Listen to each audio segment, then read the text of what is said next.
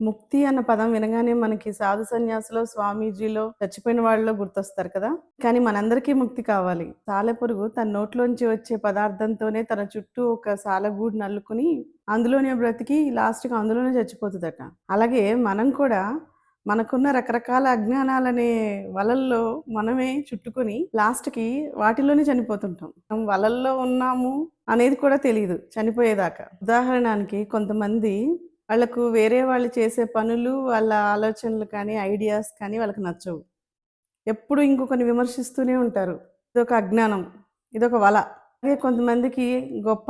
వాళ్ళు గొప్ప, వాళ్ళ ఆస్తి గొప్ప, వాళ్ళ హోదా గొప్ప. ఇదొక అజ్ఞానం. కొంతమందికి ఎప్పుడూ అసంతృప్తే ఉంటుంది. నా జీవితం ఇంతే, నాకు అదృష్టం లేదు, నాకు భగవంతుడు ఎందుకిలా ఇవ్వలేదు, నాకెవరు రెస్పెక్ట్ ఇవ్వట్లేదు. ఇలాంటి అజ్ఞానాల్లో బతుకుతుంటారు. కొంతమందికి భయాలుంటాయి. తమ దగ్గర లేనిది ఎదుటి వాళ్ళ దగ్గర చూస్తే అసూయ. చెప్పుకుంటూ పోతే ఎన్నో అజ్ఞానాల్లో బతుకుతున్నాం మనం. ఈ అజ్ఞానాలనే వలలు మన లైఫ్ క్వాలిటీని తగ్గిచ్చేస్తుంటాయి. అసలు సంతోషంగా ఉండనివ్వవు. కాబట్టి నేను ఏ అజ్ఞానాల్లో ఉన్నానో తెలుసుకోవడమే నాకు ముక్తి. తెలుసుకొని ఏం చేయక్కర్లేదు. మనం ఎప్పుడైతే తెలుసుకున్నామో ముక్తి పొందినట్టే.